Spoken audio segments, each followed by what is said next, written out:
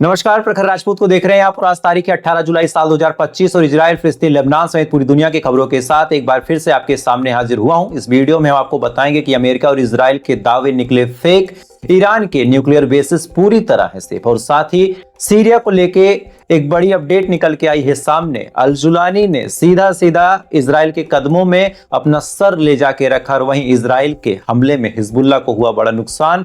क्या कुछ बड़ी अपडेट है आपको इस वीडियो में डिटेल में पता चलेगी। तो एक एक करके आपको मैं खबरें बताता हूं, लेकिन साथ ही आप लोगों से एक छोटी सी रिक्वेस्ट है, अगर आप चैनल पर नए हैं तो वीडियो को लाइक करके चैनल को सब्सक्राइब करके अपना प्यार दे सकते हैं।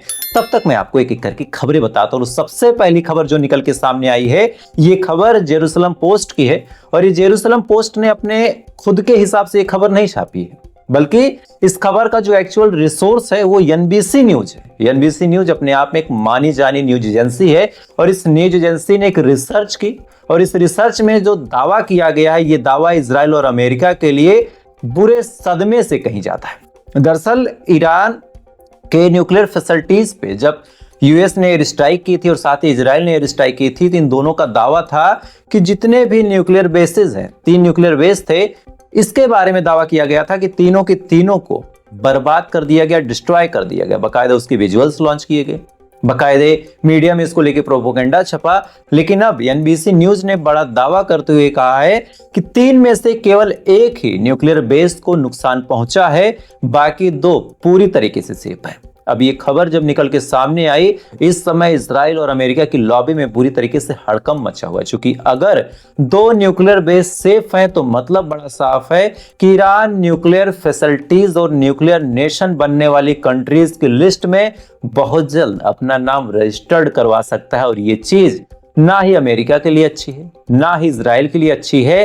हालांकि ईरान का खुद का कहना है कि भाई हमारे जो न्यूक्लियर प्रोग्राम है वो न्यूक्लियर आर्म बनाने के लिए नहीं है, हम न्यूक्लियर प्रोग्राम जो करेंगे उससे इंसान की भलाई करेंगे, उससे हम बिजली बनाएंगे, उससे हम एनर्जी पैदा करेंगे, उससे कोई हम डिस्ट्रक्शन वाले हथियार नहीं बनाएंगे। ये चीजें इस्लाम और ईरान दोनों के हिसाब से गड़बड़ है। लेकिन कहीं ना कहीं इजराइल को जो डर है, उस डर में एक बुरे सपने की तरह ये न्यूज निकल के सामने आई कि 3 में से केवल एक ही न्यूक्लियर साइट जो थी वो डिस्टर्ब हुई है, बाकी 2 पूरी तरह सेफ है। तो ये इजराइल के लिए बुरा सपना है। खैर, अगली खबर का रुख करते हैं। अगली खबर निकल के सामने आ रही है लेबनान से कि लेबनान के ऊपर आज फिर ड्रोन से बड़ा हमला करने का काम इजराइल ने किया और इस हमले में इजराइल का दावा है कि उसने जो हिजबुल्लाह है उसके नेवल कमांडर हसन अहमद सबरा को मार दिया। हिजबुल्लाह के नेवल कमांडर को मारने का काम इजराइल ने किया है, ऐसा दावा इजराइल की तरफ से निकल के सामने आ रहा है। लेकिन यहाँ पे एक बड़ा सवाल है, कौन मरा या नहीं मरा, ये चीजें एक बात की बात है। बड़ा सवाल ये निकल के सामने आता है कि जब लेबनान की हुकूमत के साथ बकायदा बैठ के सीज फायर किया गया था, बकायदा कॉन्ट्रैक्ट साइन किए गए थे, इजराइल की ऑफिसर्स वहां मौजूद थे, तो बार बार इजराइल जो लेबनान के टेरिटरी में जाता है वहां पे एयर स्ट्राइक करता है, अपनी आर्मी भेजता, अपने फाइटर प्लेन भेजता है, उसके एयर स्पेस में घुसता है। तो क्या ये सीज फायर का उल्लंघन नहीं है? और अगर ये सीज फायर का उल्लंघन है तो मैंने अक्सर ये सवाल पूछा और फिर पूछ रहा हूं कि अगर लेबनान के साथ सीज फायर को इजराइल सही से नहीं मान रहा तो कौन गारंटी लेगा कि गजा के साथ जो सीज फायर होगा उस सीज फायर को इजराइल सीरियसली लेगा? ये सवाल बहुत बड़ा है। खैर, अगली खबर का रुख करते हैं और अगली खबर जो निकल के सामने आ रही है, ये खबर अपने आप में बेहद खौफनाक और चौंकाने वाली, जो कि नेतन्याहू ने प्रेस कॉन्फ्रेंस करके बड़ा दावा करते हुए कहा कि अब हम ना केवल अपने बॉर्डर्स की हिफाजत करेंगे बल्कि पूरे मिडिल ईस्ट में कहीं भी किसी भी अल्पसंख्यक के साथ अगर कहीं भी जाति होती है किसी भी देश में, तो हम उस मामले में कूदेंगे और बाकायदा सैन्य कार्रवाई करेंगे। दरअसल सीरिया के ऊपर हुए हमले को जस्टिफाई करते हुए नेतन्याहू ने सीधा सीधा कहा कि जो ड्रूज कम्युनिटी के साथ सीरिया के अंदर सीरिया की आर्मी कर रही थी वो चीजें बर्दाश्त के काबिल नहीं है। सीरिया के ड्रूज कम्युनिटी के जो प्रमुख लीडर हैं मवाफक तारिफ ने इनसे फोन पे मदद मांगी। इसके बाद इन्होंने अपना वो दिन याद किया जिस दिन इनके ऊपर हमला हुआ था। हमास ने हमला करके 1300-1400 लोगों को मार दिया था और मारने के बाद बकायदा जब इन्होंने पूरी दुनिया से मदद मांगी नेतन्याहू ने, तब पूरी दुनिया में किसी ने मदद नहीं की। इसके बाद इन्होंने गाजा को बर्बाद किया।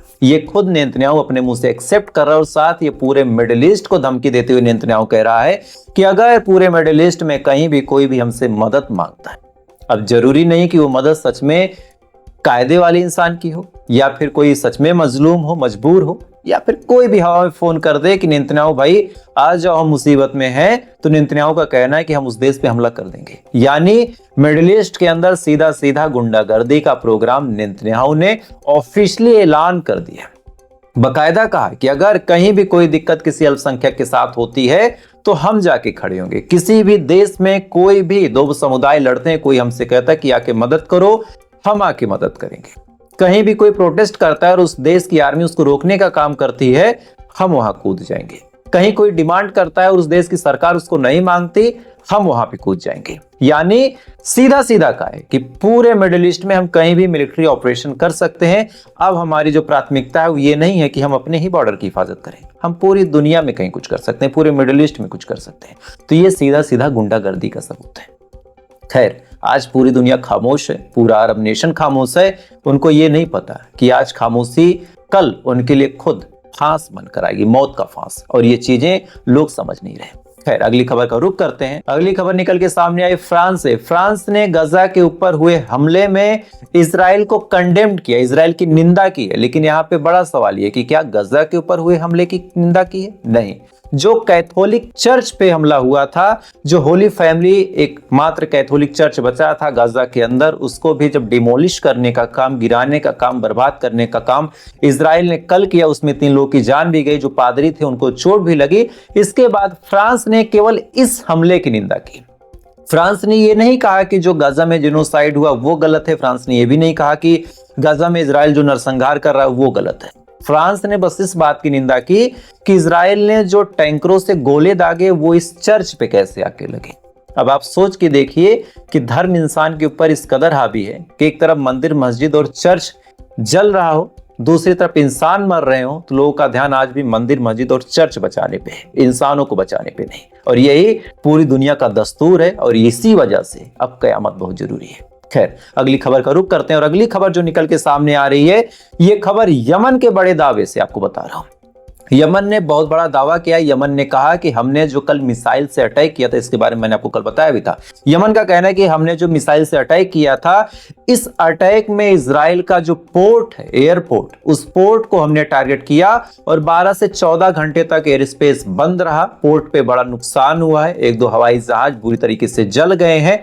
हालांकि इजराइल ने अपने मुंह से कहा था कि हमारे ऊपर जो हमला हुआ है, इस हमले में कोई नुकसान नहीं हुआ, एक मिसाइल आई थी, हमने उसको इंटरसेप्ट कर दिया। लेकिन यमन के हूतीज ग्रुप ने बड़ा दावा किया। जो उनकी स्पोक पर्सन है, उन्होंने सीधा सीधा कहा कि हमने जो मिसाइल मारी थी उसका टारगेट बड़ा प्रिसाइज था, हमने प्रिसाइज अटैक किया। जो इंटरसेप्टर इनका था वो फेल हो गया, और सीधा सीधा एयरपोर्ट पे हमारी जो मिसाइल हो जाके हिट करती, और हिट करने के बाद 12-14 घंटों तक एयर स्पेस बंद रहा। है एक और खबर निकल के सामने आ रही है। आईसीसी प्रोसिक्यूटर यानी इंटरनेशनल क्रिमिनल कोर्ट में नेतन्याहू का जो मामला चल रहा था, आपको याद होगा, उसमें नेतन्याहू को सजा भी मिली, गिरफ्तारी के वारंट भी निकले। अब उसमें एक बड़ी अजीब अपडेट आई है दोस्तों। दरअसल आईसीसी का जो पूरा मामला था, जिस वकील ने नेतन्याहू के खिलाफ मुकदमा लड़ा था, आज उसको धमकियां मिल रही। पूरी दुनिया से अलग अलग जगहों से धमकियां आ रही हैं और कहा जा रहा है कि तुम अपनी अपील को खारिज करवा लो, जो तुमने मुकदमा नेतन्याहू को हरवाया, वहां पे जाके ये दलील दे दो कि तुमने पैसे की लालच में किया, नहीं तो तुमको मार दिया जाएगा, तुम्हारी फैमिली को डिस्ट्रॉय कर दिया जाएगा। अब ये दावा जब किया गया, इसी के बाद जो प्रोसिक्यूटर साहब थे उन्होंने पूरी दुनिया से कहा कि वो झुकने वाले नहीं है। नेतन्याहू ने जो जेनोसाइड किया है, उस जेनोसाइड की सजा नेतन्याहू को मिलेगी, और जब तक वो सजा नहीं दिलवा लेंगे तब तक वो खामोश नहीं बैठेंगे। लेकिन आप सोच के देखिए कि आमतौर पे आदमी डॉक्टर और वकीलों पे अपना गुस्सा नहीं निकालता। कोई भी हो, दुश्मन का भी वकील हो, हम लोग यही सोचते हैं कि चलो ठीक है, हमारे अपने देश में आतंकवादियों को वकील मिल जाता है, फिर भी हम उस वकील को गलत नहीं ठहराते, जो कि वकील का पेशा होता है, अपना एक धर्म होता है। लेकिन यहाँ पे वकीलों तक को धमकी दी जा रही है। तो आप सोच लीजिए नेतन्याहू के सपोर्टर कहां कहां घुसे बैठे हैं। तो आज की ये बड़ी खबरें थी। इन खबरों के बारे में आपकी क्या राय है, कमेंट जरूर कीजिएगा। और आप लोगों से छोटी सी रिक्वेस्ट है, एक बार आप दुआ जरूर कर दें कमेंट में, और साथ ही चैनल पे अगर आप नए हैं तो सब्सक्राइब करके अपना प्यार दे सकते हैं। बाकी थोड़ी देर बाद आपसे फिर मुलाकात होगी इजराइल, फिलिस्तीन, लेबनान से पूरी दुनिया की खबरों के साथ। तब तक आप अच्छे रहें, खुश रहें, ऊपर वाला आपकी हिफाजत करें।